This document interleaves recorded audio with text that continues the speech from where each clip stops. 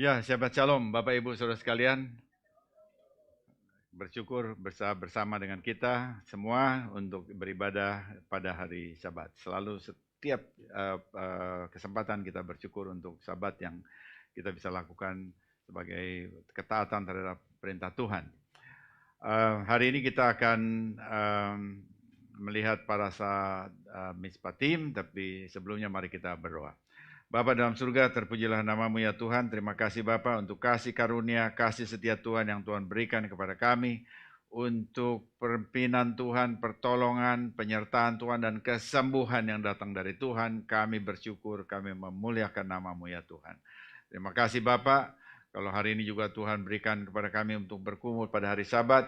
Kami boleh melakukannya, baik di secara offline maupun juga secara online ya Tuhan. Kami bersyukur karena kami boleh melakukan apa yang Tuhan perintahkan pekan demi pekan ya Tuhan. Dan kami percaya bahwa dengan melakukan ini kami boleh mendapatkan perkenan Tuhan, kami boleh mendapatkan perhentian di dalam Tuhan, dan kami boleh disegarkan, dicerahkan oleh firman-Mu ya Tuhan, sehingga kami boleh menjadi alat Tuhan di bumi ini untuk menyaksikan bahwa Tuhan yang kami sembah adalah Tuhan yang hidup, Tuhan yang berkuasa, Tuhan yang mengasihi kami sekalian. Terima kasih Bapak, dan biar setelah kami mendengar firman Tuhan, kami mohon urapan Ruach Kodes turun kepada kami semua, sehingga kami boleh menangkap pesan firman Tuhan, melakukannya dalam kehidupan, dan menyaksikan bahwa kami adalah murid-murid Mesias Yeshua bagi kemuliaan Bapa di sorga. Haleluya, terima kasih Bapak, terpujilah nama Tuhan, dan kami bersyukur untuk perintah Tuhan juga untuk mempelajari Torah. Baru ata Adonai Eloheinu melech haolam asher kitshanu b'mitzvotav v'tzivanu la'asok b'divrei Torah. Diberkatilah engkau junjungan Tuhan kami, Raja semesta alam yang menguduskan kami dengan perintah-perintahmu dan memerintahkan kami mempelajari kata-kata Torah. Besem Yeshua Mashiach. Amin. Haleluya. Baik, saudara, seperti biasanya, mari kita mengucapkan ikrar persekutuan kita bersama-sama. Saya undang saudara bangkit berdiri. Sama-sama kita ucapkan, dengan sukacita, aku bersekutu dengan junjungan Yeshua HaMashiach, yang adalah jalan kebenaran dan kehidupan, sumber keselamatan kekal. Seperti carang yang tetap melekat pada pokok anggur, demikian aku tinggal dalam kasih-Nya, dengan melakukan segala perintahnya. Aku ada seperti yang dikatakannya, aku ada. Aku akan jadi seperti yang dikatakannya, aku akan jadi. Yaitu kehidupan yang berbuah lebat bagi kemuliaan-Nya. Firman Tuhan itu pelita bagi kakiku dan terang bagi jalanku. Ia tidak akan kembali dengan sia-sia. Ia akan berhasil dalam perintahnya. Langit dan bumi akan lenyap, tetapi janji Tuhan kekal selamanya. Haleluya. Amin. Silakan duduk. Ya, puji Tuhan, kita akan bahas parasat Mishpatim, tapi saya ingin bersaksi lebih dulu kepada saudara. Ya, saya bersyukur saya mengalami mujizat Tuhan. Baru Hashem, haleluya ya. Jadi tanggal 6 bulan Februari ini saya bangun pagi jam 5.30 dan saya mendapatkan tangan saya nggak bisa bergerak. Saya mau coba mengangkat, nggak bisa jatuh. Itu masih di tempat tidur ya. Jadi saya bilang ini nggak bisa ya. Jadi kemudian saya mau ke belakang ke kamar mandi. Juga kaki saya seperti gerakannya nggak jelas ya. Waktu saya jalan, saya nggak bisa jalan lurus. Jadi saya waktu itu segera tahu ya, ini stroke. Jadi saya kena stroke. Dan itu disebut stroke akut karena itu yang pertama bagi saya ya. Ya tiba-tiba stroke mendadak itu disebut stroke akut. Kemudian saya ingat, wah ini mungkin karena tekanan darah. Saya pergi ke tempat obat, jalan saya nggak lurus lagi, saudara ya. Tapi saya bisa sampai di sana dan saya minum obat. Biasanya itu obat itu amlodipin ya. Saya makan, tapi ya sudah itu berapa lama itu kita lihat nggak ada perubahan apa-apa. Lalu saya bangunkan istri saya. Saya katakan, ini sepertinya saya ada gejala stroke, saya bilang begitu ya. Jadi saya mendengar itu langsung bangun dan lalu coba mengurut dengan ya minyak atau apa yang membuat hangat tangannya, tapi tidak ada perubahan. Akhirnya kemudian mulai berpikir, oh ini mesti ke dokter atau jam berapa bisa ada dokter jam sekian ya, masih pagi sekali. Lalu oh kalau gitu ke rumah sakit aja. Lalu saya setuju dibawa ke rumah sakit Premier Bintaro. Dan waktu keadaan di bawah itu memang ini udah nggak bisa bergerak ya, dan tangan ngepal seperti ini. Jadi kalau mau dibuka itu mesti dibantu. Juga mau pencet HP untuk kirim berita juga nggak bisa ya. Jadi ini lumpuh dan kaki kanannya juga demikian. Jadi nggak bisa jalan tetapi nggak lurus. Sampai di sana itu kita barangkali pasien pertama masuk ke IGD dan dilayani langsung dan lalu ditawarkan satu pengobatan namanya trombolitik.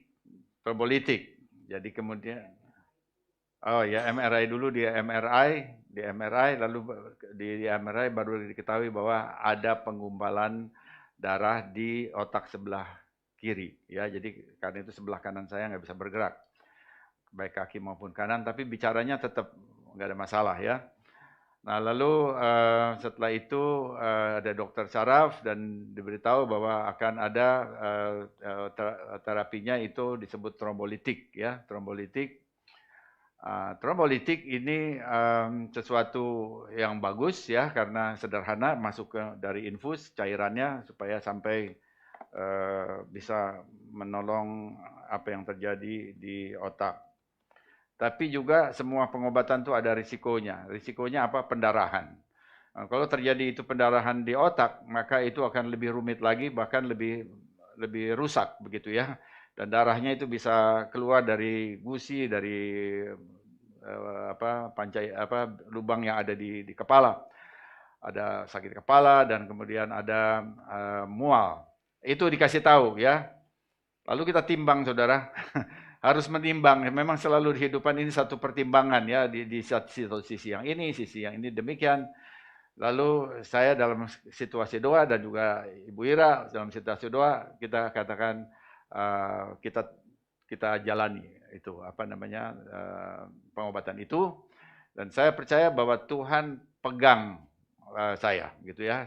Jadi itu pikirannya hanya sama Tuhan, tetapi ini ada bantuan medis, oke, kita terima, tapi pikiran kita sama Tuhan.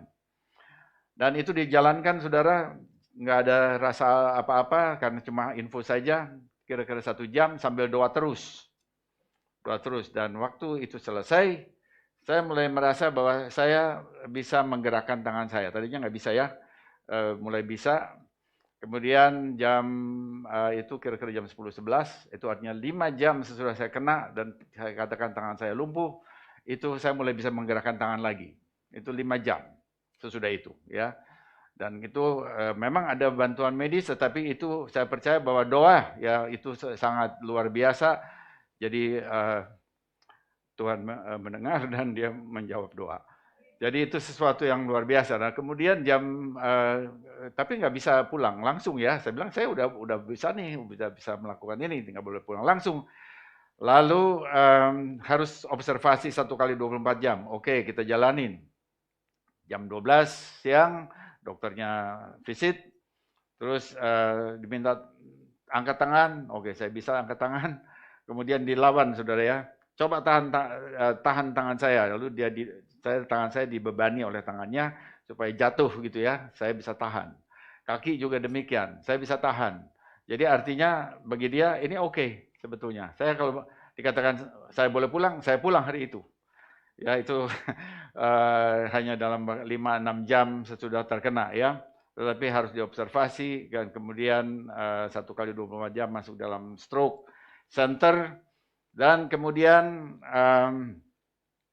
besoknya saya pikir boleh pulang, tapi masih belum, katanya masih tambah lagi 1 hari karena masuk dalam dalam ruang perawatan biasa, dan di ruang perawatan biasa itu saya mulai jalan dan saya mandi sendiri, sehingga akhirnya hari Rabu malam saya boleh pulang hanya dengan 2,5 hari ada di rumah sakit. Saya boleh pulang, dan waktu pulang itu dikasih kursi roda. Saya bilang saya nggak perlu kursi roda, saya udah bisa jalan-jalan begitu ya. Jadi dan saya melihat bahwa ini sesuatu yang luar biasa yang Tuhan sudah kerjakan, artinya Tuhan yang Tuhan yaitu Adonai Rofeka, Adonai yang menyembuhkan engkau, dia sudah menyembuhkan saya. Dan waktu itu pun saya memang rencana pergi ke Australia. Lalu hari Selasa saya kira, setelah dokter katakan harus ada perawatan lebih lama, saya kirim WA ke Ralph Matuzelski, ya, ketua panitia di sana di Australia, dan juga saya kirim juga ke Rabbi Sapira. Jadi Rabbi Sapira sampai di sana hari Rabu, kemudian dia udah tahu informasi saya. Kemudian dia memberitahu dan minta dukungan doa. Jadi di sana juga berdoa, di sini juga berdoa, ya. Dan Tuhan dengar doa. Lalu kemudian waktu saya beritahu bahwa saya udah bisa jalan dan sebagainya, saya kirim lagi informasi ke sana, terus di sana bersukacita dan mengatakan ini jawaban doa. Jadi saya percaya bahwa waktu kita berdoa, Tuhan menjawab doa. Dan ini terjadi sekarang, dan saya merasa bahwa saya mengalami mujizat Tuhan, dan itu artinya kuasa Tuhan ya di dalam kehidupan kita orang percaya, dan saya ingin juga satu saat saya ingin meneruskan kuasa Tuhan yang saya alami kepada banyak orang lain, ya, supaya mereka juga mengalami mujizat, ya. Baru Hashem sesuai dengan anugerah Tuhan. Baik, itu satu kesaksian yang saya ingin sampaikan secara singkat sebelum kita masuk ke dalam parasat Mishpatim. Ya, jadi sekarang saya bisa berdiri di sini dan saya bisa bicara lancar, dan itu semua karena anugerah Tuhan. Ya, haleluya, ya, puji Tuhan. Parasat Mishpatim artinya peraturan-peraturan, Keluaran 21 ayat 1 sampai 24 ayat 18, ya. Saya baca Keluaran 21 ayat 1, tadi sudah dibaca oleh saudari Sharon, ya, dalam bahasa Ibrani, lalu oleh Pak Sinabela dalam bahasa Indonesia. Sekarang saya baca lagi untuk menaruh perhatian kita kepada ayat ini. Keluaran 21 ayat 1, inilah peraturan-peraturan Mishpatim yang kau bawa ke depan mereka. Saudara, di sana peraturan-peraturan Mishpatim itu dari syafat. Syafat itu kalau kita lihat di dalam concordance itu judgment atau ruling. Jadi judgment atau ruling itu artinya mengatur, ya, mengatur. Jadi itu disebut peraturan-peraturan. Jadi ini satu terjemahan yang baik. Mishpatim artinya peraturan-peraturan. Selama ini, ya, waktu kita membaca Torah dari Kejadian sampai saat ini, ya, itu semuanya terjadi pada individu dan keluarga. Dan tiba saatnya Tuhan setelah dia berurusan dengan individu dan keluarga, tiba saatnya Tuhan sekarang membentuk satu masyarakat, menciptakan masyarakat umat Israel. Jadi Torah itu tidak diberikan hanya untuk individu, tetapi juga diberikan kepada komunitas dan masyarakat. Torah tidak dapat ditaati secara lengkap tanpa komunitas. Ini harus diketahui oleh setiap orang yang mau belajar Torah, baik Israel maupun bangsa-bangsa. Orang Israel tahu banget, ngerti sekali akan hal itu, tetapi bangsa-bangsa biasanya tidak mengerti. Tuhan ingin memanggil kita bukan sebagai lone ranger, ya, tetapi dia ingin memanggil saudara dan saya sebagai keluarga, sebagai komunitas, sebagai masyarakat. Dan karena itu Tuhan ingin membangun satu kerajaan. Kerajaan itu tidak bisa dibangun kalau hanya satu anggota, satu rakyatnya, enggak ada.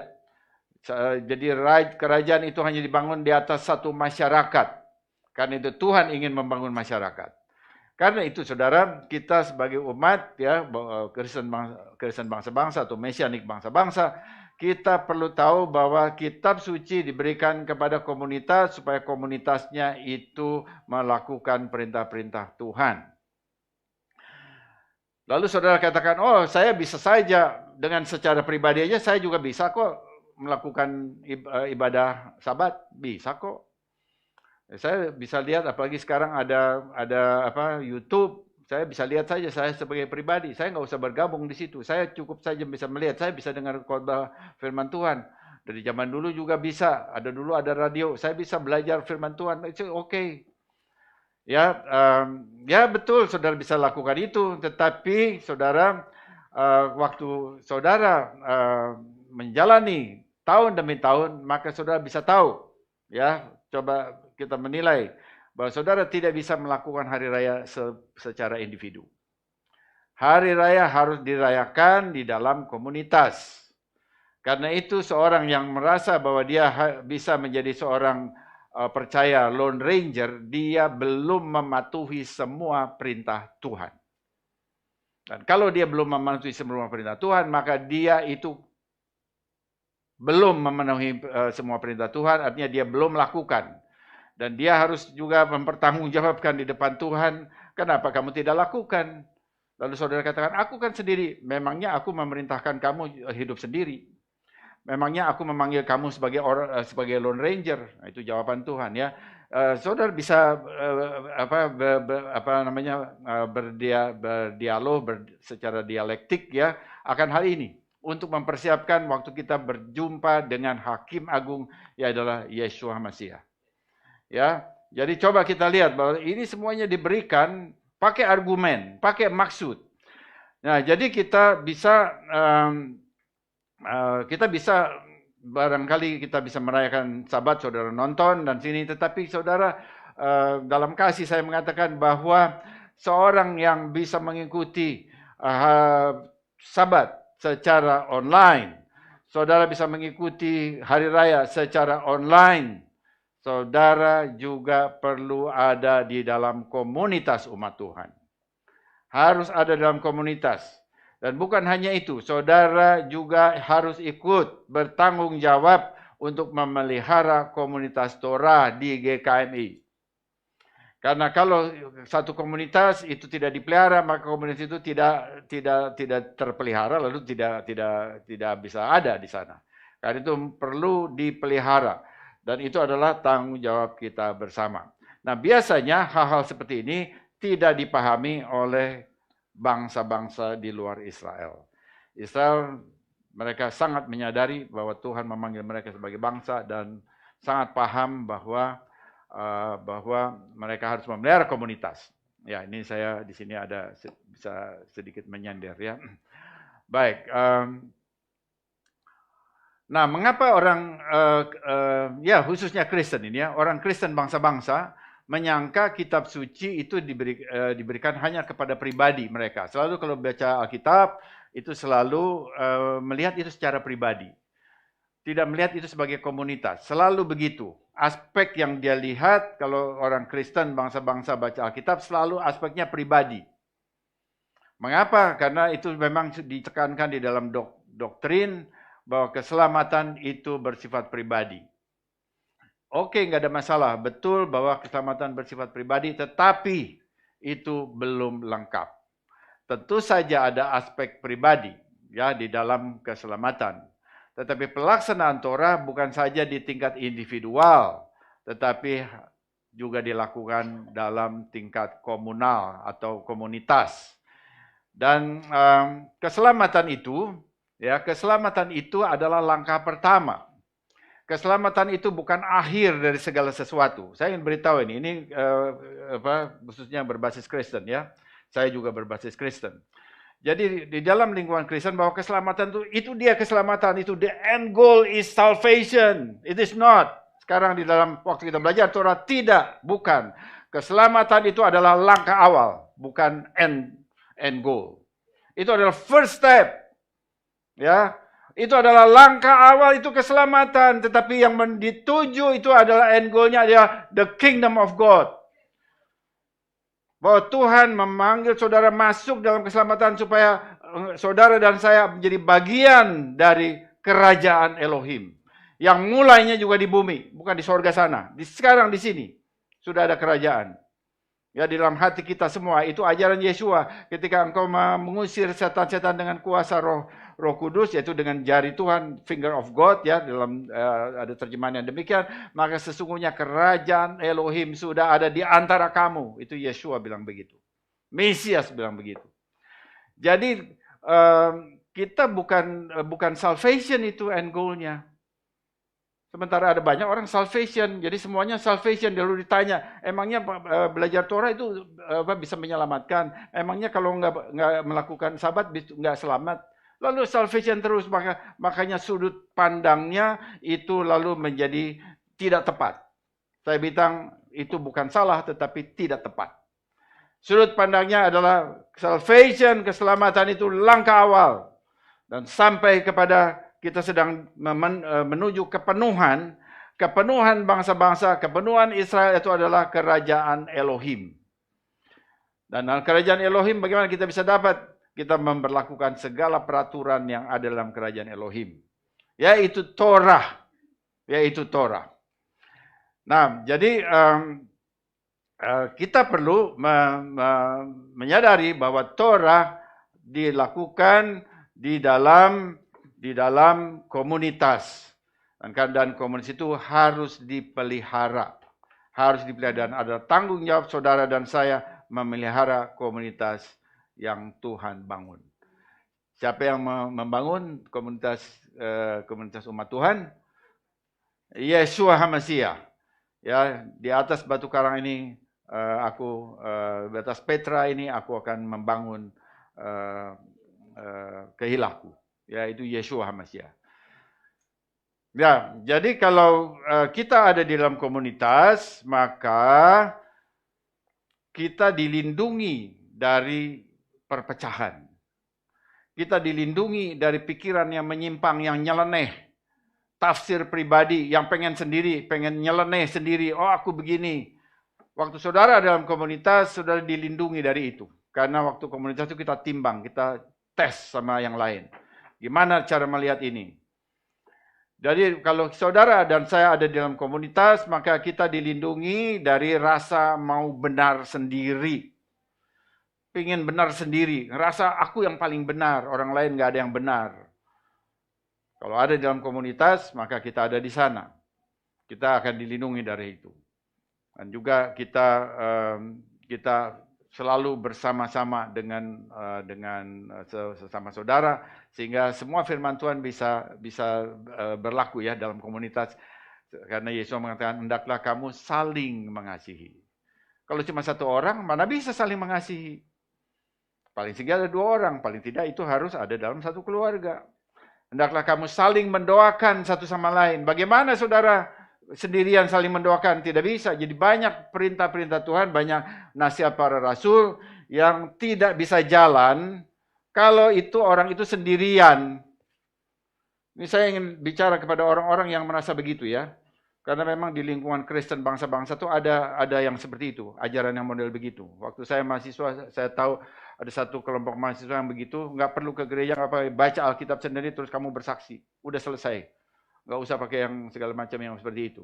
Itu ada, ya. Nah, jadi pikiran seperti itu ada di Kristen bangsa-bangsa. Yang saya beritahu, ya, waktu kita belajar kitab suci, kita memang harus tahu bahwa Tuhan memanggil kita individu-individu menjadi satu komunitas, menjadi satu keluarga besar. Bahkan dikatakan dalam Wahyu ada orang berlaksa-laksa, tidak bisa terhitung banyaknya. Itu bagian dari apa yang kerajaan Tuhan yang Tuhan sedang bangun. Ya, sekarang kita lihat Mishpatim ya. Mishpatim itu merupakan peraturan ya, tadi peraturan-peraturan yang mengatur hubungan antar sesama. Jadi waktu Tuhan membangun masyarakat, maka ada hubungan satu sama lain, bukan hanya sendiri. Kalau sendiri tidak ada hubungan, kalau ada 2 paling tidak, atau 3 dan 1000 dan 1.000.000, itu lalu ada hubungan-hubungan. Nah, hubungan-hubungan ini lalu kemudian bisa berbeda-beda ya, bisa berbeda-beda satu sama lain. Kalau A berhubungan dengan B, satu jenis hubungan, tapi kemudian B dengan C hubungannya lain. Jadi banyak sekali hubungan. Nah, karena itu lalu pengaturan hubungan-hubungan itu perlu ada satu pedoman. Bahwa hubungan yang baik itu seperti ini, harus ada pedoman, dan karena itulah maka Tuhan kasih mispatim. Supaya hubungan-hubungan di dalam masyarakat itu bisa distandarkan, jadi ada perilaku yang standar untuk berhubungan satu sama lain. Dan waktu ada satu standar hubungan satu sama lain, maka itu akan membuat komunitas itu atau masyarakat itu mempunyai ketenangan dalam hidup bersama. Yang itu disebut equanimity, ya, itu bahasa Inggris. Equanimity itu adalah ketenangan dalam hidup bersama dalam masyarakat. Nah, ketenangan dalam masyarakat itu merupakan satu ukuran, satu midah etika atau musar yang di dalam bahasa Ibrani disebut menukat hanefes. Coba saudara sebut menukat hanefes. Artinya mendapatkan kedamaian jiwa dalam tanggung jawab terhadap sesama. Itu menukat hanefes. Kita mendapatkan ketenangan, kedamaian jiwa, ya, jadi ada ketenangan jiwa dalam tanggung jawab terhadap sesama. Bukan damai sendiri tapi tidak ada tanggung jawab, tetapi damai dalam jiwa dengan dalam tanggung jawab terhadap sesama. Dan di dalam Torah, ketenangan dalam hubungan antar sesama ini atau menukat hanefes itu dikemas di dalam Torah dalam hubungan kasih. Ya, jadi dikemas sebagai hukum kasih. Yaitu apa? Yaitu mengasihi Tuhan dengan segenap hati, segenap jiwa, segenap kekuatan. Ulangan 6 ayat 4 dan 5. Dan kasihlah sesama manusia seperti engkau mengasihi dirimu sendiri. Itu dalam Torah, Imamat 19 ayat 18. Lalu kedua kasih ini, dua hukum kasih, kita bilang hukum kasih ini tercantum di kitab yang berbeda. Yang satu di Ulangan, yang satu di Imamat. Orang nggak bisa lihat hubungannya. Ya, jadi terpisah di kitab yang berbeda dalam Torah. Pertanyaannya, siapa di dalam kitab suci yang menyatukan keduanya dalam satu tatanan? Dalam satu pola? Jawabannya, Yeshua Rabbeinu. Yeshua Rabi, guru kita. Secara tertulis, kita lihat di abad pertama, saudara perhatikan di sini, di abad pertama itu tertulis di dalam Markus 12 ayat 28, juga Matius 21 atau 22 ya, paralelnya itu tercatat di dalam abad pertama. Nah, kalau saudara katakan itu juga ada di dalam Talmud, Talmud itu belakangan, dia mulai ditulis tahun 200 sampai tahun 500. Jadi Yeshua lebih dulu dan kemudian dicatat oleh muridnya dan itu jadi dalam bentuk tertulis, itu ada di dalam satu tulisan yang singkat, dalam satu ayat kita bisa dapat itu. Jadi itu luar biasa. Saya bilang luar biasa. Yeshua Rabbeinu, dia adalah guru kita. Nah, dia dalam saya baca di Markus 12 ayat 28 ya. Ketika itu Yeshua ditanya oleh seorang penyalin Torah, diterjemahkan sebagai ahli Taurat. Ahli Taurat itu soferim. Soferim itu adalah juru salin. Jadi dia bisa menulis halus seperti ini. Seperti huruf itu tuh ditulis dengan bagus sekali, ya, harus hati-hati, tidak boleh salah. Nah, itu juru tulis Torah itu namanya soferim, dan itu soferim itu kemudian diterjemahkan ke dalam bahasa Indonesia sebagai ahli Taurat. Seakan-akan dia seorang analis ahli dalam arti Torah secara keseluruhannya. Bukan, dia hanya juru tulis. Tetapi bahwa seorang juru tulis Torah itu harus mengerti huruf Ibrani, harus mengerti ayat, pasti ya. Tetapi bukan artinya dia yang mengajarkan Torah lalu tanpa ada kesalahan, bukan begitu. Yeshua dia yang mengajarkan Torah. Lalu ini penyalin Torah itu bertanya, hukum mana yang terutama? Itu Markus 12 ayat 28, saudara bisa cek. Yesus menjawab, hukum yang terutama adalah dengarkan, hai orang Israel, Adonai Elohim kita, Adonai Ehad. Kasihlah Adonai Elohimu dengan segenap hatimu dan dengan segenap jiwamu dan dengan segenap akal budimu, dengan segenap kekuatanmu. Hukum yang kedua ialah kasihlah sesama manusia seperti dirimu sendiri. Tidak ada hukum lain yang lebih utama daripada kedua hukum ini. Markus 12 ayat 29 sampai 31. Dalam satu kemasan, ya kita katakan dalam satu tatanan, Yesua memberikan itu. Ini dahsyat, ini luar biasa. Banyak orang baca, ini apa, dia cuma begitu aja. Ini hukum kasih begitu. Tapi itu diambil dari Torah, dari dua buku Torah yang berbeda dengan jarak penulisan yang berbeda, itu dijadikan satu. Itu satu pikiran luar biasa, itu hikmat namanya. Nah, kemudian kedua hukum kasih itu dijabarkan di dalam Asara Hadevarot, 10 kata, dan bukan Asara Hamisfot, 10 perintah.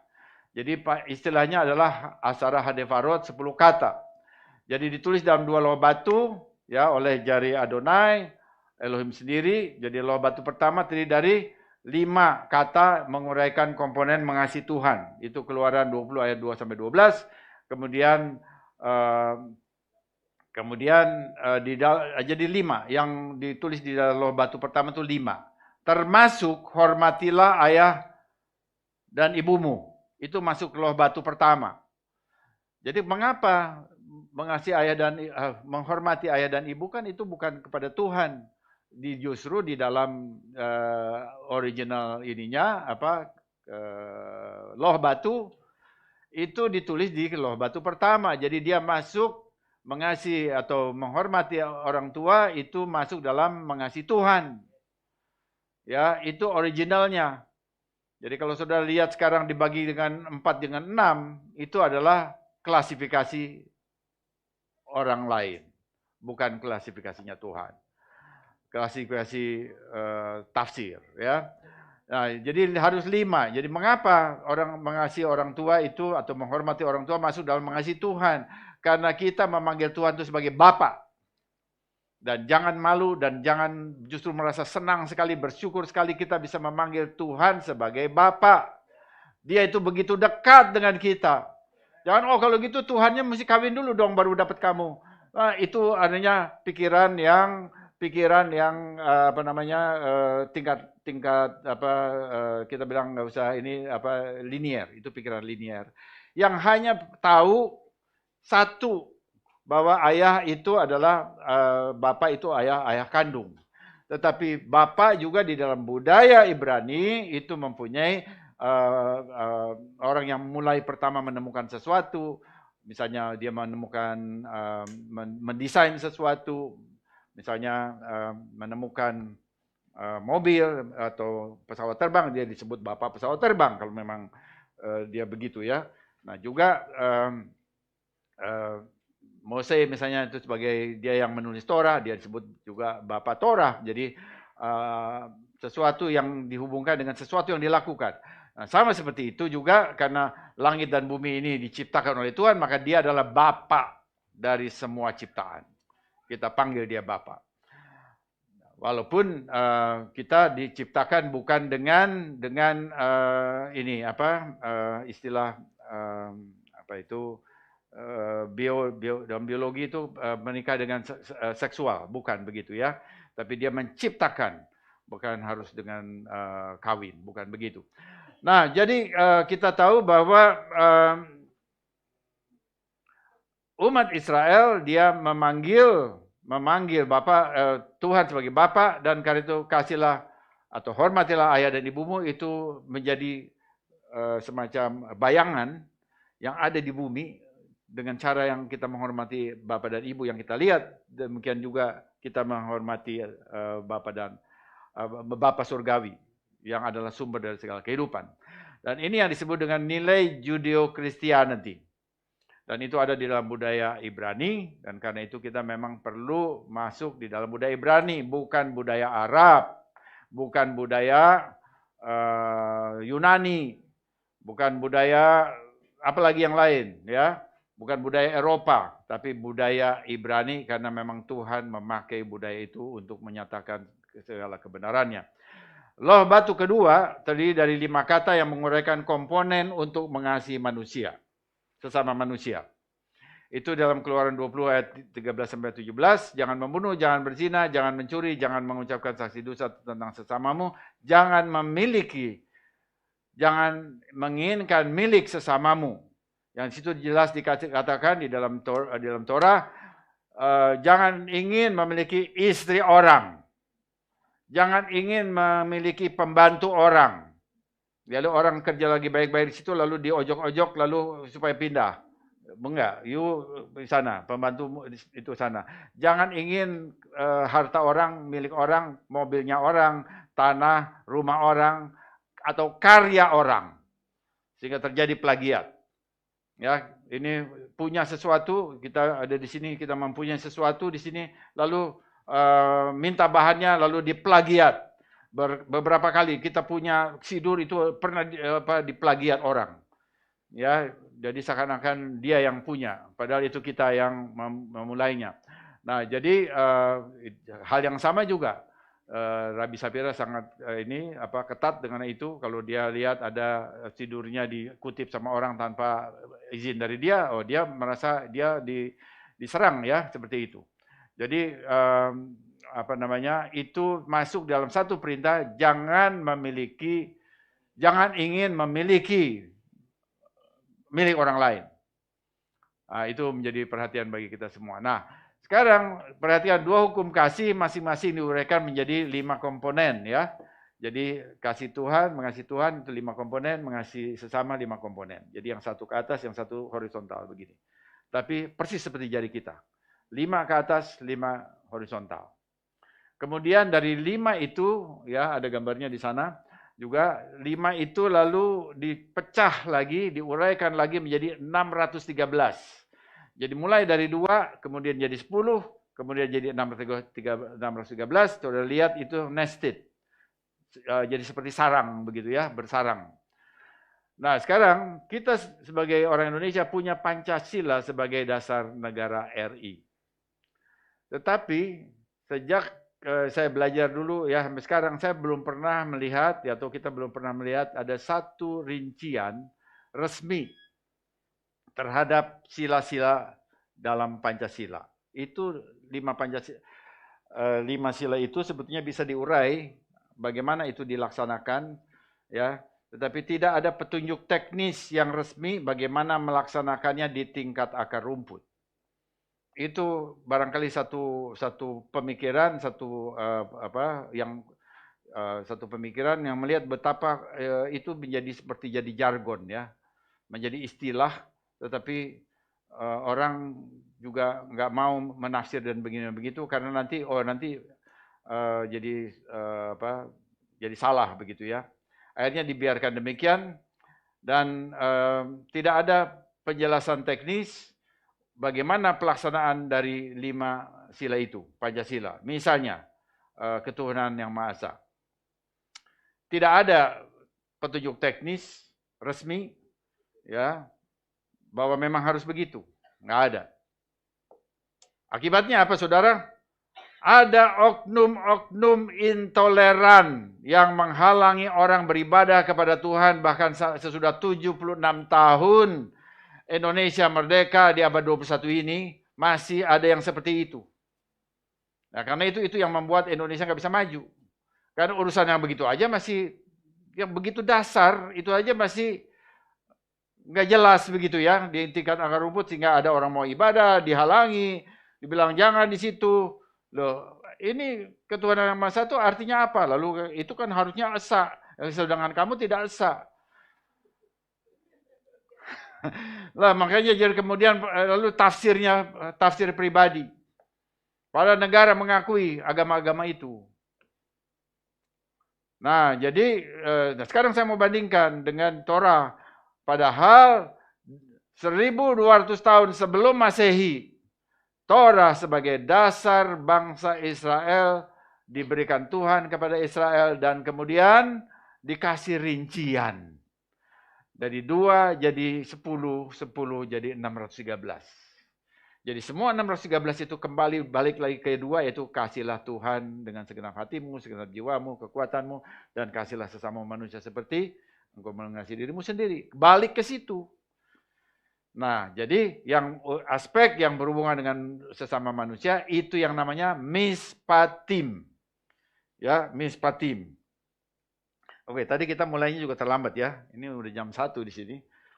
Tapi saya baru ini sebenarnya masih belum masuk nih sebetulnya dalam ini baru pendahuluan ini untuk masalah ini mispatim. Ya, oke ya. Jadi saudara lihat ini mispatim contohnya apa? Ini saya kasih baca cepat ya. Jadi tadi udah dibaca ada budak Ibrani, contohnya ini pedomannya itu apa? Budak Ibrani harus dibebaskan pada tahun ke-7. Nggak boleh tahun ke-8, nggak boleh tahun ke-6, pada tahun ke-7. Itu jelas.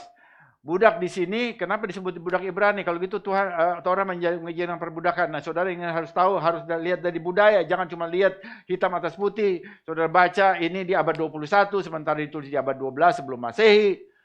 Ya, jadi nggak cocok gitu. Pengertian budak di sini adalah kalau sekarang ini adalah pembantu rumah tangga. Itu yang namanya budak Ibrani itu sebetulnya dia punya hak-hak, bahkan dikasih hak. Ya, dan itu sebenarnya pembantu rumah tangga, bukan budak seperti di Mesir. Bahkan Indonesia masih masih ketinggalan. Sekarang saya baca di koran bahwa baru aja ada undang-undang RUU tentang pembantu rumah tangga. Baru sekarang abad 21, 76 tahun merdeka baru akan, itu pun masih belum ya. Jadi sementara di sini sudah ada budak Ibrani itu ada ketentuannya. Kemudian jika seorang melukai orang lain, hukumannya harus nyawa ganti nyawa, mata ganti mata, gigi ganti gigi. Ini prinsip bagi lembaga peradilan. Sekali lagi ini adalah untuk komunitas, bukan pembalasan dendam secara individu. Nah, cara bacanya begitu aja udah jelas. Kalau orang tahu bahwa ini untuk komunitas, ya dia tahu, dia membacanya benar. Tetapi kalau itu hanya untuk pribadi, saudara salah.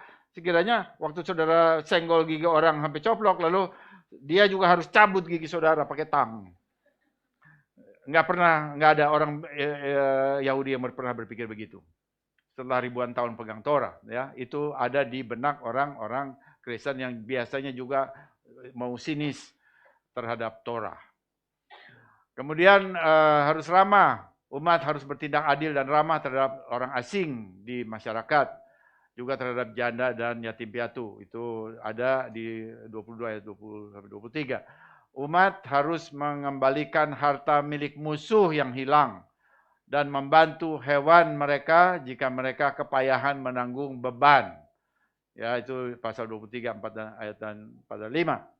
Oke, sekarang itu memberikan penjelasan tentang parsa mispatim. Sekarang coba kita lihat beberapa hal. Yang pertama ya, kepastian hukum. Gigi ganti gigi, mata ganti mata. Keluaran 21 ayat 22, apabila ada orang berkelahi dan seorang dari mereka tertumbuk pada seorang perempuan yang sedang mengandung sehingga keguguran kandungan tetapi tidak mendapat kecelakaan yang membawa maut, maka pastilah ia didenda sebanyak yang dikenakan oleh suami perempuan itu kepadanya dan ia harus membayarnya menurut putusan hakim. Mesti ada hakim. Nah, sudah lihat, ini komunitas. Nggak ada sesuatu yang tiba-tiba individu langsung cekik orangnya mana, gimana, dan nggak ada seperti itu. Harus ada hakim. Ayat 20 ayat berikutnya. Tetapi jika perempuan itu mendapat kecelakaan yang membawa maut, maka engkau harus memberikan nyawa ganti nyawa. Mata ganti mata, gigi ganti gigi, tangan ganti tangan, kaki ganti kaki, lecur ganti lecur, luka ganti luka, bengkak ganti bengkak. Nah itu bahasanya. Nah istilah mata ganti mata muncul sedikitnya 3 kali di dalam Torah. Dan istilah seperti ini saudara itu sebetulnya bukan istilah harfiah. Tapi dia adalah idiom. Idiom. Jadi kalau idiom itu sebetulnya memang diistilahkan begitu tapi bukan maksudnya kalau matanya terkena sesuatu lalu yang satu lagi boleh mencungkil matanya. Ada tuh yang begitu di medsos yang kata ya dia sinis karena dia tidak paham. Jadi kalau misalnya begitu tuh ya karena orang itu tidak paham saudara ya. Dia tidak paham. dia membaca seperti dia baca koran, padahal Torah itu bukan koran. Torah itu adalah kitab suci yang ditulis diturunkan di Timur Tengah 12 abad sebelum Masehi. Jadi pada pelaksanaannya istilah seperti ini diterapkan dengan memberi ganti rugi berupa uang. Jadi mata ganti mata ya muncul itu sebetulnya memberikan keadilan bahwa kalau matanya rusak dan harus ini, maka harganya juga harus seperti mata, gitu ya. Ganti ruginya juga setara dengan mata. Bukan mata lalu diganti misalnya dengan kuku, nah, gitu ya, tidak ya. Tetapi mata ganti mata, artinya adil, adanya ada keadilan. Dalam Keluaran 21 ini, idiom mata ganti mata itu muncul dalam kasus perkelahian yang mengakibatkan kerugian pada wanita yang mengandung, walaupun tidak dengan sengaja, ya, walaupun tidak sengaja. Jadi ada dua pria ini berkelahi, lalu entah gimana istrinya ada di situ, dia sedang mengandung, lalu tertumbuk begitu, dan akhirnya keguguran. Lalu kasusnya ini gimana gini? Nah, ini kan sering terjadi dalam masyarakat, bisa terjadi dalam masyarakat. Dan karena itu lalu Torah sebelum itu terjadi, dia kasih satu pemikiran harusnya bagaimana. Keluaran, ya, jadi Keluaran 21 ayat 22 yang tadi kita baca, itu berbicara tentang kerugian, yaitu keguguran janin dalam kandungan wanita akibat perkelahian suaminya. Jadi dalam hal ini Torah hanya mewajibkan kompensasi uang, tetapi tidak ada hukuman mati. Perhatikan ya, sekarang kita baca ayat, coba kita lihat, kita baca dalam bahasa Indonesia, logikanya juga harus cocok dengan apa yang dibaca. Ini kita melihat dalam taraf pesyat. Jadi Torah tidak mengatakan, oh kalau keguguran janin itu, bayi itu, janin ya, maka orangnya juga harus itu nyawanya mati, lalu yang menumbuknya juga tangan yang menyenggol, orang itu juga harus diambil nyawanya. Oh tidak. Dia katakan diganti rugi. Ya, ganti dengan uang. Jadi di sini jelas Torah mengajarkan kalau janin itu gugur, maka orang yang menyebabkannya itu diwajibkan memberi kompensasi keuangan, tetapi tidak ada hukuman mati. Nah sekarang bagaimana kalau sang ibu mendapatkan celaka yang membawa maut? Lalu Torah mewajibkan nyawa ganti nyawa, yang berarti konsekuensinya lebih berat. Karena kalau ibunya meninggal, maka itu juga dapat mencakup hukuman mati bagi orang yang menyebabkannya. Ya, jadi kita bisa melihat bahwa Torah itu mengenal capital punishment atau hukuman mati. Kalau sekarang ini, zaman sekarang ini, lalu orang mengatakan, oh yang bisa mengambil, mematikan itu hanya Tuhan, nggak boleh yang lain. Oh tidak, Torah memberikan Tuhan memberikan delegasikan itu kepada pengadilan. Itu Torah, ya, itu Torah. Nah, oke, itu hal yang lain lagi. Kita memang sekarang lagi banyak juga dibicarakan di masyarakat, tapi itu hal yang lain lagi. Nah, sekarang kita bisa melihat ya di dalam kasus ini bahwa terkesan Torah itu memandang janin dalam kandungan lebih ringan ketimbang kehidupan di luar kandungan. Kalau cuma janinnya aja, yuk ganti uang. Tetapi kalau ibunya yang meninggal, mata ganti mata, nyawa ganti nyawa. Artinya orang itu bisa masuk dalam juga hukuman mati. Dimungkinkan masuk dalam hukuman mati. Tercover dalam situ. Tergantung lalu nanti ya bagaimana hubungannya itu. Nah, tetapi di sini kita bisa melihat keadaannya itu jadi lebih ringan.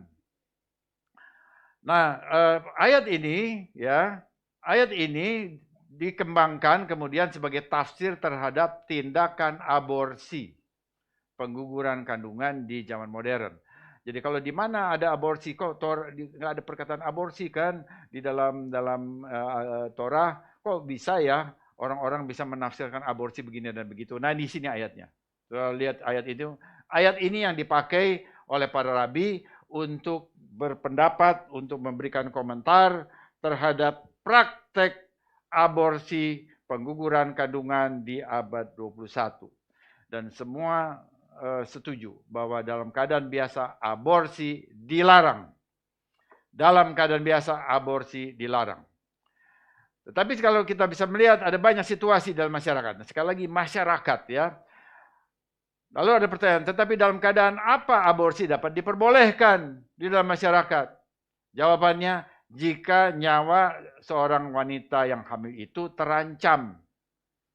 Kalau wanita yang mengandung itu terancam hidupnya, ya kecuali dan dia bisa diselamatkan dengan menggugurkan kandungannya, menghentikan kandungannya, maka aborsi itu boleh dilakukan demi menyelamatkan hidup ibunya. Jadi dengan perkataan lain, kalau begitu, ya itu nyawa ibunya yang sudah menghirup oksigen, ya itu lebih utama daripada nyawa janinnya yang belum bisa menghirup oksigen. Jadi walaupun si bayi itu adalah manusia, sudah hidup, ya dia juga hidup, tapi tetap tingkatannya itu berbeda. Yang hidup, yang full itu adalah ibunya. Karena itu ibunya yang dibela, ya. Nah, lalu mengapa bayi yang belum lahir dapat dikorbankan untuk menyelamatkan ibunya? Ya, ini ada Maimonides, ya, lingkungan Yahudi itu mengenal guru-guru yang bisa menjelaskan Torah, salah satunya Maimonides atau Rambam, menjelaskan bahwa janin memiliki hukum rodef, orang yang mengejar orang lain dengan niat membunuh, yang nyawanya dapat diambil untuk menyelamatkan calon korban. Jadi kalau karena janin itu, ya karena kandungannya ibu itu bisa meninggal, itu artinya yang menyebabkan ibunya meninggal itu janin itu. Nah, janin itu yang digugurkan supaya dia jangan bisa mengakibatkan ibunya meninggal. Itu logikanya begitu. Ini Rambam yang bilang begitu, dan Rambam atau Maimonides itu adalah seorang dokter, saudara.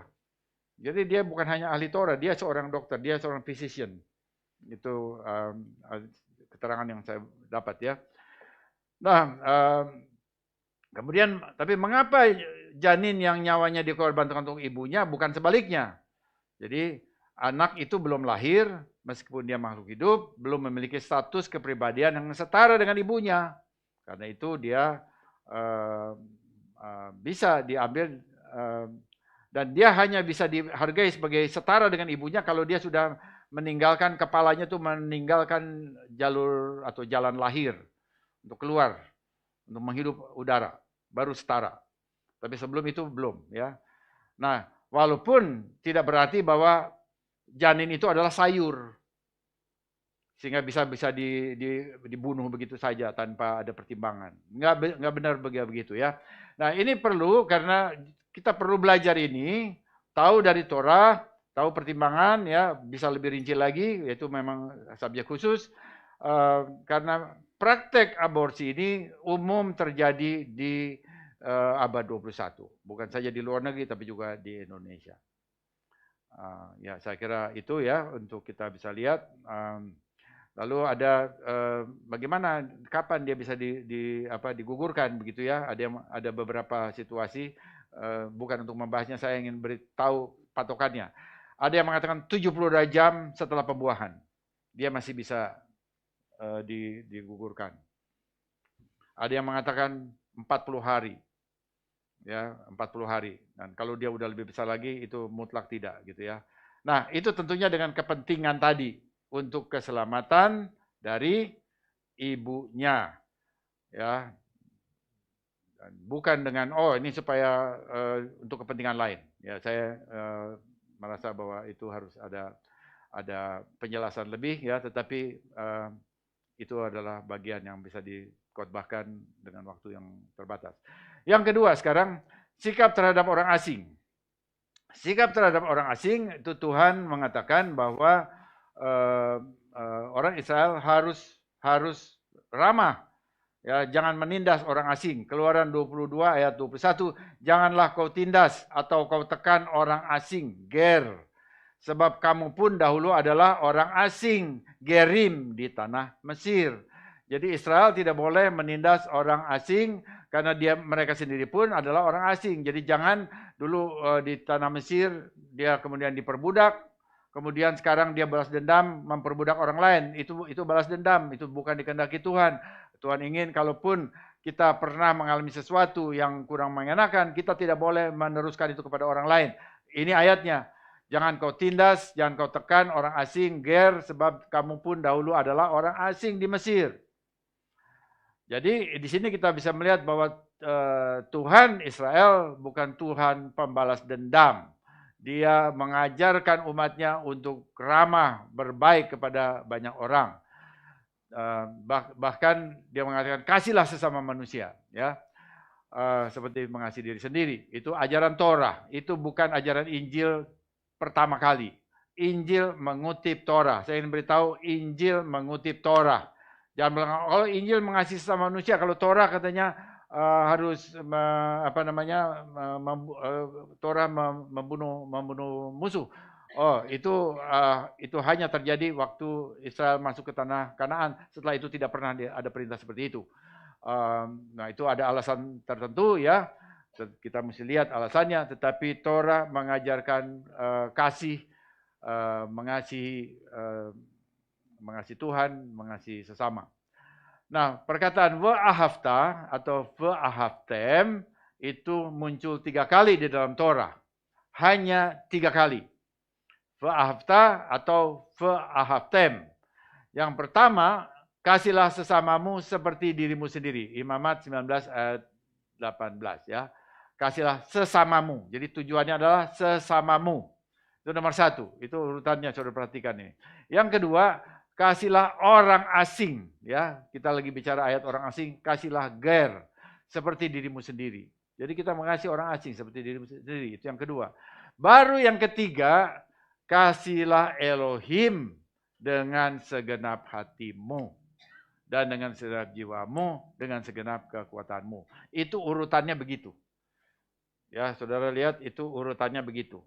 Jadi kalau kita lihat bahwa kitab Kejadian dulu ditulis, kemudian Keluaran, kemudian Imamat, terus Bilangan, baru yang terakhir itu Ulangan. Mose waktu dia udah mau selesai, dia tulis, ya, di dataran Moab, dia tulis kitab Ulangan yang terakhir sekali.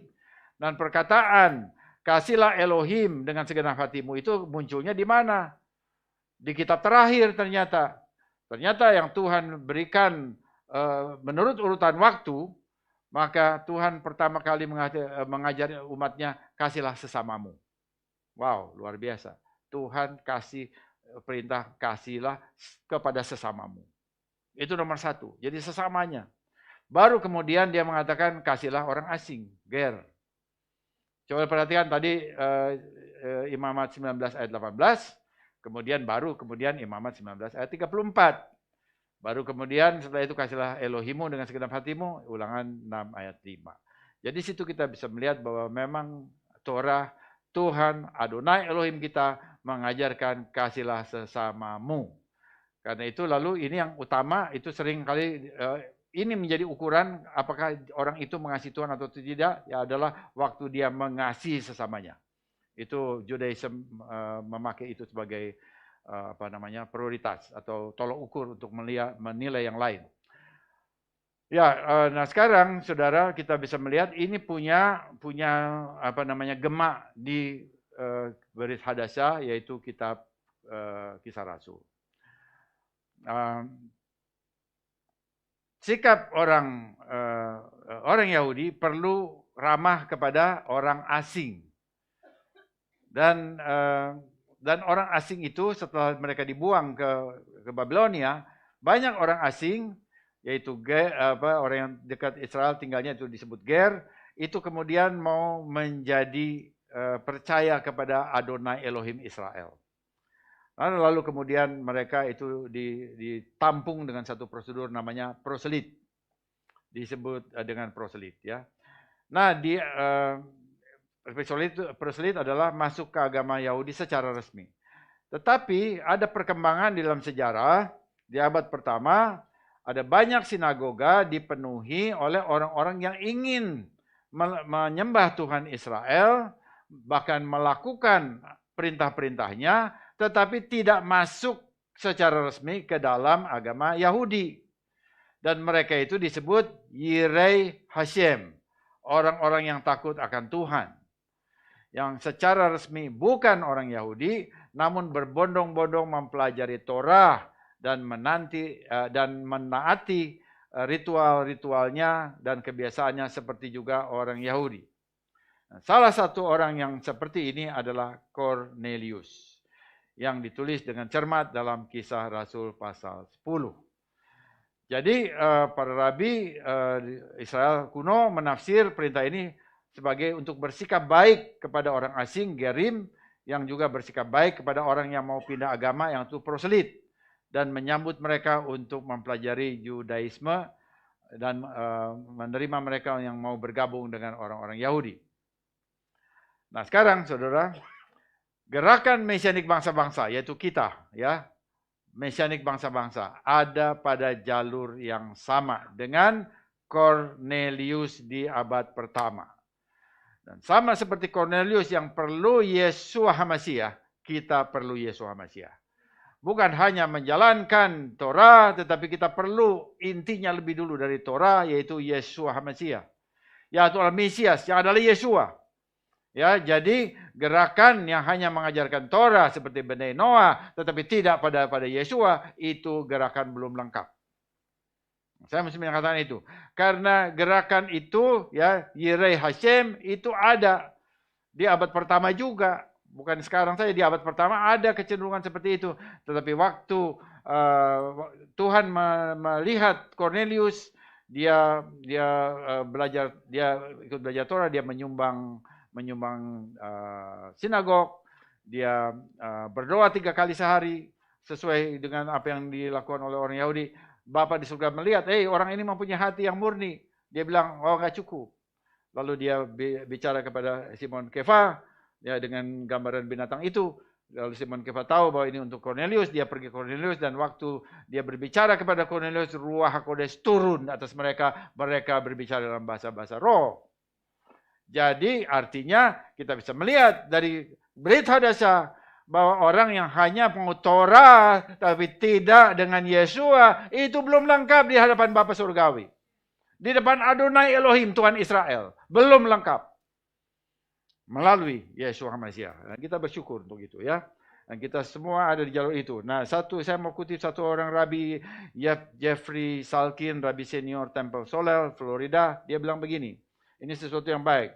Jadi ada ribuan rabi. Kita bisa lihat. Jadi jangan cuma ada satu rabi bilang begini dan begitu, lalu saudara langsung hanyut ke sana. Itu artinya saudara tidak punya basis. Orang yang dengar satu rabi kemudian dia hanyut begitu saja, dia nggak punya basis. Dia nggak punya stand. Dia sayur, saya bilang. Ya, kalau dia dengar satu, coba saudara dengar dulu. Ya, ada banyak rabi dan timbang mereka semuanya. Nah, ini saya sudah lihat, ini seorang rabi ini bagus, ya, namanya Jeffrey Salkin. Dia bilang begini, hari ini seperti saat itu, zaman lalu, semua pintu kita harus terbuka lebar bagi orang asing untuk yang membutuhkan dan bagi mereka yang ingin tahu tentang Judaism. Dia bukan Mesianik, ya, dia Ortodoks. Tapi dia bilang, pintu kita harus terbuka lebar untuk orang asing, yaitu ger, yang orang-orang yang mau di lingkungan kita, yang membutuhkan, dan bagi mereka yang ingin tahu tentang Judaism. Ini sikap yang tepat, sesuai dengan maksud Elohim memanggil Israel menjadi terang bangsa-bangsa, Yesaya 42 ayat 6. Dan bukan bersikap tertutup, apalagi angkuh. Sikap Yahudi Mesianik menyebarkan pengajaran Torah kepada bangsa-bangsa sesuai dengan maksud Adonai untuk menjadikan Israel sebagai terang bagi bangsa-bangsa. Yesaya 42 ayat 6. Jadi waktu kita, misalnya contoh, ya, ada banyak yang seperti Rabbi John Fisher, Rabbi Safira, Rabbi Baslen, dan yang lain-lain semua, ya, guru-guru Torah bersama mereka. mereka mengabarkan Torah kepada bangsa-bangsa, itu cocok dengan apa yang dimaksud oleh Tuhan. Bahwa Israel, mereka semuanya orang Israel asli, ya, yang mengabarkan Torah kepada bangsa-bangsa, ya, dan itu semuanya sesuatu yang sesuai dengan kehendak Tuhan. Jadi sekarang posisi kita sebagai mesianik bangsa-bangsa itu adalah remnant. Ini sebetulnya yang rencananya disampaikan di Australia. Saya sudah menulis satu PowerPoint, ya. Jadi remnant, kita ada di jalur yang sama. Jadi kita sebagai remnant atau sisa bangsa-bangsa yang dipanggil oleh Tuhan untuk masuk dalam kerajaannya, untuk mengenal pengajarannya, kita ada di dalam jalur yang sama. Kita ada dalam jalur ini dan kita perlu menjadi satu bagian dari umat Tuhan yang ada di Indonesia untuk membawa kabar bahwa ada pemulihan bagi bangsa-bangsa juga untuk mencapai kepenuhannya. Yaitu setelah dia diselamatkan, dia juga masuk di dalam kerajaan. Bukan hanya keselamatan, tapi kerajaan. Kerajaan itu bagaimana? Kerajaan dengan mematuhi hukum-hukum kerajaan yang adalah Torah. Bagi kemuliaan Bapa di surga. Ya, nah sekarang saudara ini, ya saya kira saya mau bisa dapat lagi sedikit waktu lagi, ya. Saudara masih mau dengar, ya? Ya, amin. Saya perlu konfirmasi saudara. Oke, yang ketiga ini, ya, pinjam meminjam uang. Ini dalam rangka mispatim. Keluaran 22 ayat 25. Supaya kita, tadi Bu Ira bilang ada 50 berapa? 53. 53, ya. Kalau kita terus-terusan cuma mispatim itu aja, ya kita nggak mesti lihat semua ayat-ayat itu. Supaya ini jadi pembelajaran. Keluaran 22 ayat 25. Pinjam meminjam uang. Jika engkau meminjam uang kepada salah seorang dari umatku, orang yang miskin di antaramu, maka janganlah engkau berlaku sebagai orang penagih hutang terhadap dia. Janganlah kamu bebankan bunga uang kepadanya. Nah ini, ya, ini pinjam meminjam, ya, ini banyak terjadi. Di sana dan di sini juga, di mana-mana. Mengapa Torah menyebut umatku dan orang miskin dalam ayat yang sama? Itu mulai pertanyaan. Dalam ayat yang sama dia taruh umatku dan orang miskin. Mengapa orang miskin lalu dikasih keterangan yang bersamamu? Kalau kita baca dalam bahasa Indonesia, jika engkau meminjamkan uang kepada salah seorang dari umatku, orang yang miskin di antara kamu, seakan-akan ini hanya diberikan, ya, bahwa orang yang miskin di antaramu itu adalah yaitu seorang di antara umatku. Ya begitu, ya. Jadi seorang dari umatku lalu dikasih keterangan orang yang miskin di antara kamu. Dalam bahasa Indonesia seperti itu.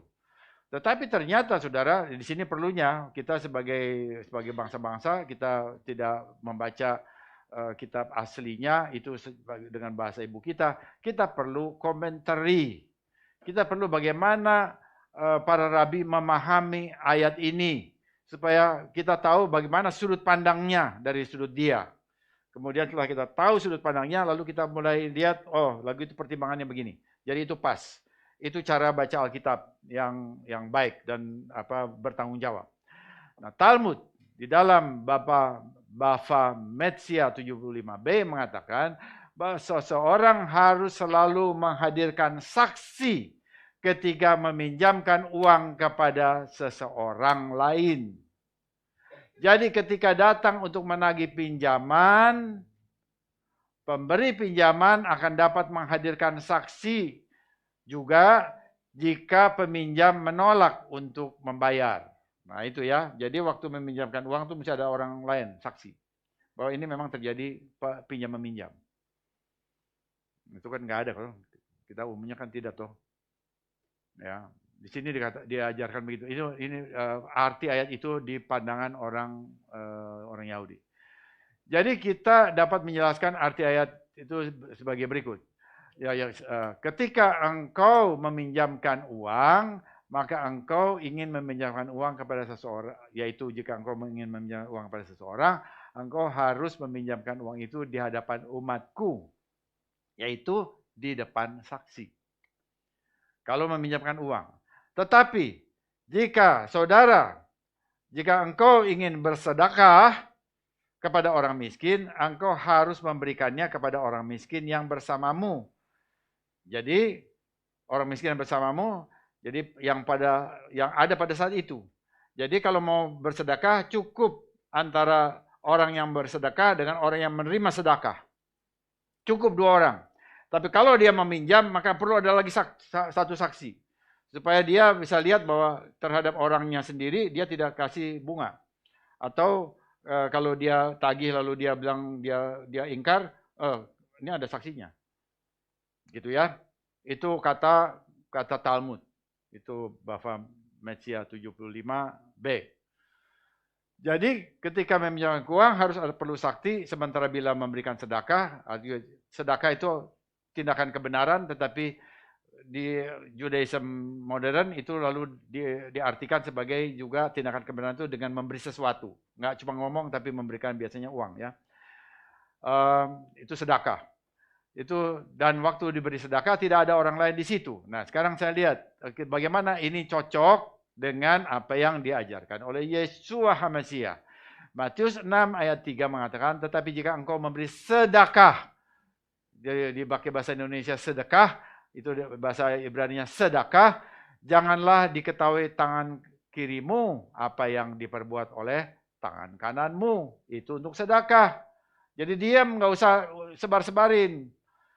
Tapi ayat 4, hendaklah sedekahmu itu diberikan dengan tersembunyi, maka Bapamu yang melihat yang tersembunyi akan membalaskannya kepadamu. Ya, itu untuk sedekah. Ya, sedekah. Jadi kalau itu pada pribadi itu lakukan seperti itu. Tapi kalau itu untuk satu lembaga, misalnya satu lembaga ya, dan memang itu lalu sesuai dengan kepentingannya itu diperlukan diketahui orang lain, itu juga bisa. Karena itu lembaga bukan pribadi ya. Tapi itu kembali lagi pertimbangannya kepada pribadi yang memberikan sedekah atau memberikan sumbangan. Oke, yang keempat yang terakhir ini ya, mengalir dari yang barusan. Kita udah bicara keuangan, biasanya kurang bicara tentang keuangan, tapi kelihatannya ini harus. Saya rasa memang sikap terhadap keuangan itu juga diajarkan oleh Torah, diajarkan oleh Alkitab, harus dikhotbahkan. Jadi bicara tentang keuangan, ada berbagai sikap tentang penggunaan uang. Jadi saya baru baca ada satu buku namanya The 7 Money Types. 7 tipe keuangan, ditulis oleh Tommy Brown, seorang gembala jemaat di USA, di North Carolina. Dia menulis ada 7 tokoh Alkitab yang dapat memberi teladan cara memakai uang. Nah, Pastor Brown ini dia mendapat pencerahan waktu dia menulis ini. Buku ini ditulis karena dia dapat pencerahan dari seorang rabi yang namanya Arthur Kurzweil. Ya, saya mesti sebut karena ini sumber-sumbernya begitu ya. Tapi sekarang kita lihat. Nah, 7 tokoh itu adalah Abraham, Ishak, Yakub, Yosef, Mose, Aaron, dan David. Boleh kasih lihat gambarnya. Ya. Dan 7 tokoh ini, kita yang sudah melakukan Sukkot, kita tahu bahwa dalam tradisi rabbinik, mereka mengatakan bahwa kita perlu menerima 7 tamu di Sukkah kita masing-masing. Ya, itu disebut uspisin, para tamu pada perayaan Sukkot dalam pengertian rabbinik. Ya, oke, terima kasih. Nah, saudara lihat di sana, ya, saudara lihat di sana, judulnya Zelem, citra image Elohim pada tokoh-tokoh Tanakh tertuju kepada Mesias Yeshua. Kita lihat bersama. Jadi pertama kita lihat Elohim menciptakan manusia menurut Zelem. Zelem itu artinya citra, ya, bukan sel. Ada orang yang baca itu dibilang sel. No, itu citra. Jadi manusia menurut Zelem citranya. Dalam Kejadian 1 ayat 27. Jadi manusia itu memiliki image atau bayangan, ada bayangan Tuhan pada diri manusia. Lalu Tuhan menciptakan siapa? Adam dan Hawa. Tapi kemudian Adam dan Hawa itu menurunkan 7 nama, yaitu Abraham, Ishak, Yakub, Yosef, Mose, Aaron, David. Dan David itu 7 itu adalah uspisin dalam Sukkah ya. Tetapi 7 orang itu sebetulnya merujuk kepada satu pribadi yang namanya Mesias Yeshua. Dan ini dilihat jelas oleh Rabi Shaul dan dia katakan Yeshua adalah Adam kedua. Nah, jadi kita bisa melihat bahwa akhirnya semuanya kembali kepada Mesias. Nah, cuma apa bedanya biasanya dengan lingkungan Kristen bangsa-bangsa? Orang Kristen bangsa-bangsa tidak mengenal 7 nama yang saya tulis biru sana, ya. Langsung dari Adam terus langsung loncat ke Adam kedua. Itu pun tidak salah, tetapi ada yang harus dilengkapi. Nah, hari ini kita coba lihat, nggak usah semua saya bicara, tapi saya ingin singgung beberapa nama, ya. Kita lihat bahwa Abraham itu dia tokoh iman. Abraham melihat hari-hari Mesias dan dia bersuka cita, kata Yeshua. Yisak adalah gambaran Yeshua Mesias. Dia mau dikorbankan. Yakov juga dia adalah gambaran dari dia adalah cikal bakal bagi Yehuda dan Yehuda melahirkan Yeshua. Jadi Yakov juga merupakan punya hubungan yang erat dengan Yeshua Mesias. Yosef jelas juga figurnya juga menyatakan bahwa dia adalah justru melalui Yosef ada Mesias ben Yosef yang adalah Yeshua Mesias. Kemudian Mose juga adalah gambaran yang akurat bagi Mesias. Aharon juga khususnya Yeshua yang naik ke surga, dia adalah imam besar menurut Melkisedek yang bayangannya di bumi adalah Aharon. Dan kemudian David, ya David itu gambaran dari Mesias yang memerintah dan Yeshua adalah Mesias yang memerintah. Jadi 7 orang itu mempunyai hubungan yang erat dan merujuk kepada Mesias Yeshua. Nah, sekarang kita lihat bahwa 7 orang itu bukan saja sesuatu yang baik dalam kehidupannya, tetapi dia juga mempunyai sifat yang unik, punya sifat yang baik dalam hal membelanjakan uang. Nah, ini yang saya ingin saudara lihat. Abraham misalnya. Abraham ramah terhadap para pendatang ke kemahnya. Dia menjamu 3 orang tamu yang salah satunya ternyata Adonai. Jadi keramah tamahannya itu menjamu orang, itu memberkati dia, karena tanpa dia tahu salah satu dari tamunya yang begitu banyak, salah satu dari tamu yang begitu banyak, ternyata Adonai sendiri. Kalau dia memang seorang yang bersikap kikir, dia barangkali bisa mengumpulkan lebih banyak harta barangkali, tapi dia akan kehilangan satu kesempatan untuk menjamu Adonai. Tapi waktu dia berbagi dengan orang-orang yang banyak itu, yang barangkali mungkin 100, 200, saya nggak tahu berapa jumlahnya, ratusan barangkali ya, karena dia juga berusaha dengan itu makan dan minum untuk para pendatang. Ya, dia menjamu tamunya, dan salah satu tamunya itu adalah Adonai sendiri, dan dia diberkati dengan memberikan berkat kepada Adonai lebih dulu, ya dia diberkati dengan keturunan. Jadi di sini kita bisa melihat bahwa sifat ramahnya ingin membuat orang lain menjadi istimewa dan dihargai.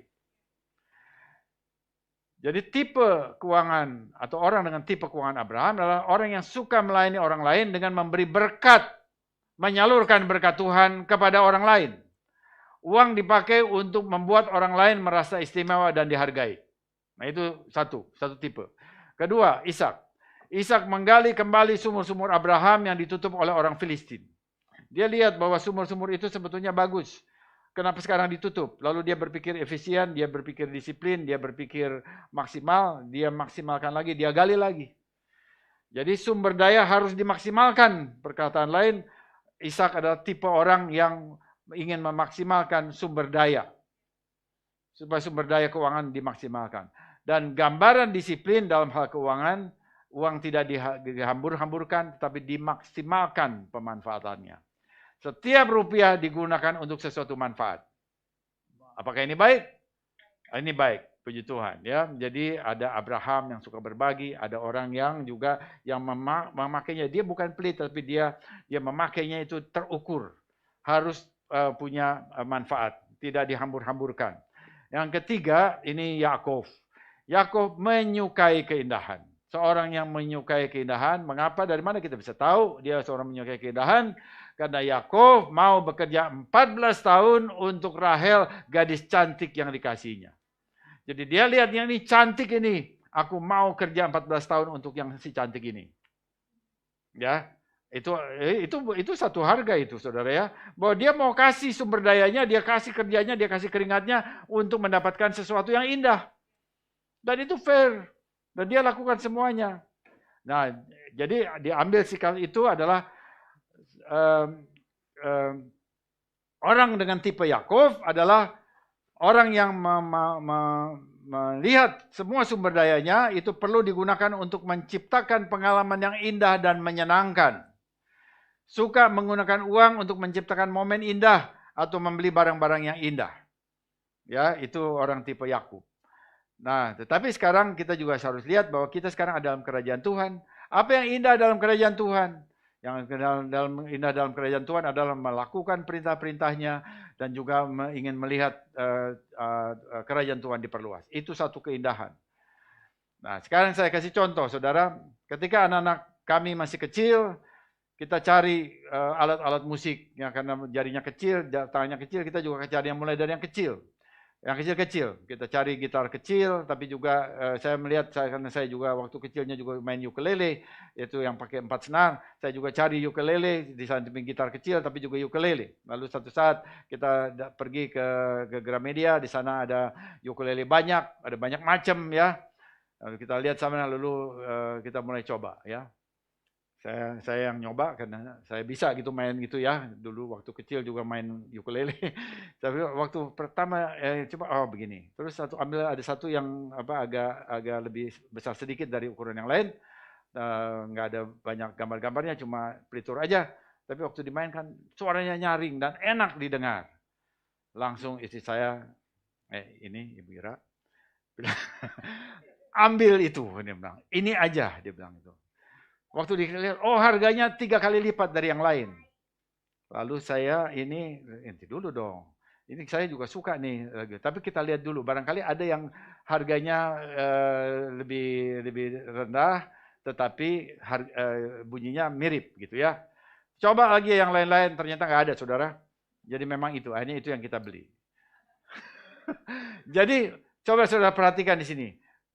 Tipe saya dengan Bu Ira ya. Bu Ira waktu dia dengar itu, dia dengar indah ini, dia bilang, iya ambil ini.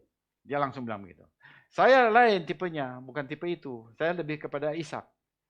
Jadi saya bilang, setiap rupiah harus sampai pada manfaatnya. Jadi coba, kalau ada yang bunyi yang mirip seperti itu, tetapi harganya lebih rendah. Saya cari, ternyata nggak ada. Ya udah ya itu, gitu ya.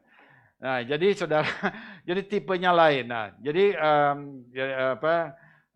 Ibu Ira cenderung tipe Yakov dan saya cenderung tipe Ishak. Nah, tetapi tipe-tipe ini semuanya ada di barangkali di dalam kehidupan seseorang, tetapi mungkin periodenya lain-lain, tetapi juga ini harus menjadi saling melengkapi satu sama lain. Sehingga karena itu lalu kita perlu orang lain. Yang ketiga adalah Yosef. Yosef memakai juru minum. Yosef memakai juru minum untuk menjangkau Firaun. Jadi waktu dia katakan, cerita ya sama Firaun, apa yang aku lakukan sama kamu. Jadi waktu dia melakukan itu, maka dia sebenarnya adalah satu orang yang suka membangun jaringan koneksi dengan orang-orang yang berpengaruh. Ya, sudah lihat sana bahwa Firaun itu berpengaruh, dia bisa keputusannya bisa mempengaruhi kehidupannya Yosef. Karena itu dia mulai pakai ini orang ini, coba kamu ke sana. Artinya Yosef punya pikiran bangun jaringan. Nah, orang-orang seperti ini itu tipe Yosef. Uang digunakan untuk membangun jalur koneksi dan pintu kesempatan. Nah, ini untuk orang-orang yang bisnis ya. Dia pakai, ini orang bisnis pasti ada yang seperti itu. Suka menggunakan uang untuk membangun jalur koneksi dan pintu kesempatan. Ini saya jadi ingat ini. Misalnya, saudara, ini saya dengar Pak Martin ya. Dia pakai uangnya itu untuk bangun jalur koneksi. Gimana caranya? Dia kasih diskon. Itu saudara bangun koneksi itu saudara ya. Ini sebagai promosi itu satu jalur koneksi bahwa memakai uang ya, itu diskon itu kan uang itu untuk membangun koneksi. Nah, Menggunakan uang untuk menjalin hubungan dan kemitraan penting guna memperluas jaringan. Ini berlaku untuk usaha, berlaku juga untuk pelayanan. Jadi dari pelayanan kita apa yang seperti ini? Pelayanan radio. Itu merupakan pelayanan untuk membangun jaringan keluar kepada masyarakat. Walaupun ini juga berlaku untuk jemaat, ya. Tetapi itu juga mempunyai dimensi membangun jaringan keluar. Saya nggak tahu sekarang ini apakah juga orang kita pada dengar ini. Ya memang untuk internal juga, tapi juga untuk eksternal. Jadi itu adalah membangun jaringan. Nah sekarang saudara, 4 tipe ini dulu saja. Bagaimana keempat tipe keuangan ini dihadapkan kepada pelayanan umat Tuhan? Ya, kita tahu bahwa Tuhan memerintahkan kepada kita itu merayakan hari raya. Dan hari raya itu masuk dalam kategori kesaksian.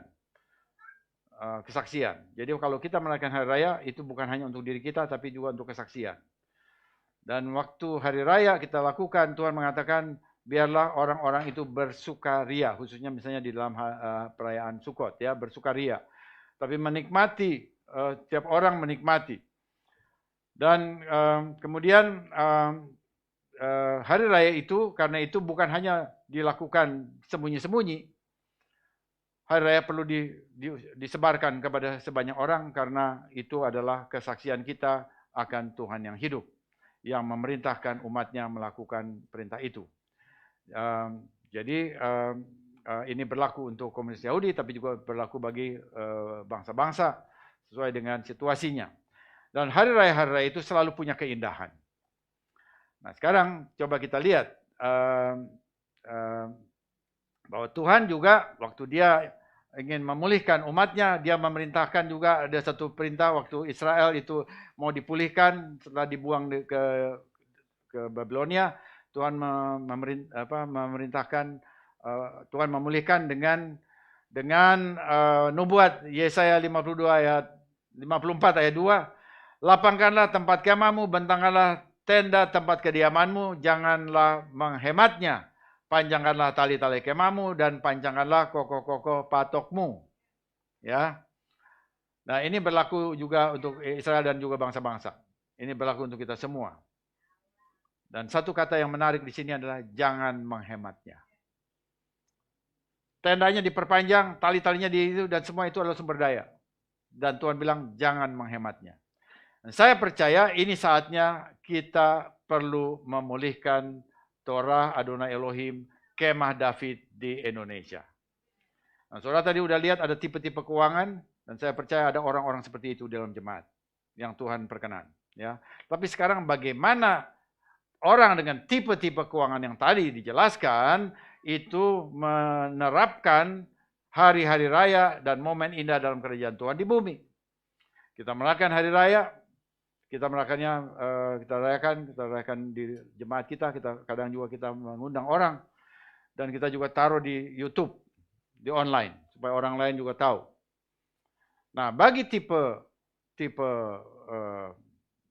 kita pernah merayakan juga, kita merayakan juga pernah di restoran, dan kita juga akan rayakan lagi di restoran, supaya ini juga bisa satu saat itu bisa menjadi lebih luas. Bagi tipe Abraham, sesungguhnya hari raya merupakan satu kesempatan untuk membuat orang merasa istimewa dan dihargai dengan mendukung perayaan-perayaan dengan sumber daya yang dimilikinya. Jadi saudara lihat, ini hari raya cuma begitu aja, hari raya. Tapi saudara lihat bahwa ini kesempatan saudara dengan tipe Abraham untuk membuat orang merasa istimewa. Mengapa? Karena Tuhan juga menghendaki umatnya merasa istimewa. Misalnya dalam sedar Pesak, dia pasti istimewa, dalam hari yang lain juga dalam Sukot, dan ini kesempatannya untuk melakukan itu. Bagi orang tipe Ishak, tipe Ishak mau memberi sumber dayanya agar digunakan tepat kepada sasaran, harus bermanfaat dan efektif. Dengan perkataan lain, jangan hambur-hambur uang konsumsi, dan harus dihitung, harus semuanya cermat, efektif. Bagi tipe Yakub, hari raya Adonai adalah satu keindahan baik rohani maupun jasmani. Orang tipe Yakub melihat ini sebagai peluang mewujudkan satu keindahan bagi umat Tuhan. Supaya semuanya itu indah, semuanya ditata baik, bukan akal sembarangan saja. Kalau dikasih yang lebih rapi, kenapa? yang lebih cantik enaknya kenapa, ya, lebih baik itu kenapa. Karena itu lalu dia mau memberikan dukungan untuk supaya ada keindahan di tengah umat Tuhan. Nah, jadi juga sekarang bagi tipe Yosef orang ini melihat bahwa hari raya itu dipandang sebagai kesempatan untuk menjangkau orang banyak yang belum kenal perintah Tuhan. Baginya hari raya merupakan kesempatan membangun jaringan guna perkembangan pelayanan. Saudara bisa lihat ini, ya. Untuk tipe Yosef, dia suka memberikan dukungan dengan sumber dayanya. Nah, kita sedang menapi 7 hari raya dan siklus yang baru. 7 hari raya kita akan lakukan, dan ini menjadi juga terus-menerus menjadi misi kita di Indonesia. Dan kita akan merayakan Pesak, ya. Pesak ini kita akan rayakan, sudah ada rencana kita akan rayakan di restoran lagi. Dan jemaat perlu mempersiapkan diri, ini kesempatan yang khusus. Persiapkan diri untuk bisa mengikuti sekalipun itu dilakukan di restoran. Artinya ada sumber daya yang harus dipakai. Kemudian yang kedua juga kita bisa melihat bahwa kita pada tahun ini Tuhan berikan satu kesempatan kepada kita untuk menjangkau banyak orang dengan konferensi Mesianik Internasional pada tanggal 16 sampai 18 Juni yang akan datang. Pembicaranya Rabbi Isaac Safira dan Pastor Matt McCune. Ini merupakan kesempatan untuk menjangkau banyak orang yang belum mengenal Yesua otentik di era Judaism periode Bait Suci II. Ya, Yesua yang datang pada abad pertama. Dan ini juga kesempatan untuk kita menyatakan bahwa kita sebagai remnant, kita bukan saja selamat, tetapi kita penuh. Kita penuh, bukan hanya selamat, tetapi penuh. Karena sudah selamat oleh Yesua, kemudian penuh oleh dengan melakukan Torah, perintah-perintah Torah. Dan kemudian juga tahun ini juga kita ingin memproses status Sinode Am.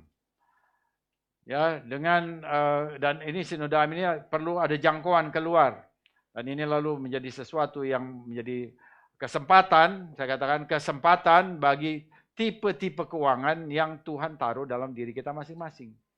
Supaya keindahan itu muncul di dalam komunitas umat Tuhan, jangkauan, jaringan umat Tuhan boleh lebih luas, semuanya bagi kemuliaan nama Tuhan. Amin. Mari kita berdoa. Bapa dalam surga, terima kasih ya Bapa untuk anugerah yang Tuhan berikan kepada kami. Terima kasih untuk firman Tuhan, terima kasih untuk para satora, mispatim, untuk Torah, untuk pemahaman, pengertian yang berasal dari Ruach Kodes, sehingga kami boleh melihat relevansinya, terapannya dalam kehidupan kami. Sehingga kami juga sebagai umat Tuhan, kami boleh melakukan segala perintah-perintah yang Tuhan perintahkan kepada kami, menerapkannya dalam komunitas kami, sehingga komunitas kami, komunitas ini, komunitas Torah di Indonesia, ini boleh menjadi kesaksian bahwa ada umat yang sedang dipulihkan, remnant bangsa-bangsa yang mengenal Mesias Yesua dan mentaati Torah. Bukan saja selamat, tetapi juga penuh dalam arti yang sepenuhnya. Sehingga dengan demikian ya Tuhan, nama Tuhan dipermuliakan, rancangan Tuhan, rencana Tuhan, anugerah Tuhan, pemulihan Tuhan bagi Indonesia juga dilalukan melalui kami. Bagi kemuliaan Bapa di surga. Haleluya, terima kasih Bapa. Di dalam nama Mesias Yesua kami berdoa dan mengucapkan syukur. Amin.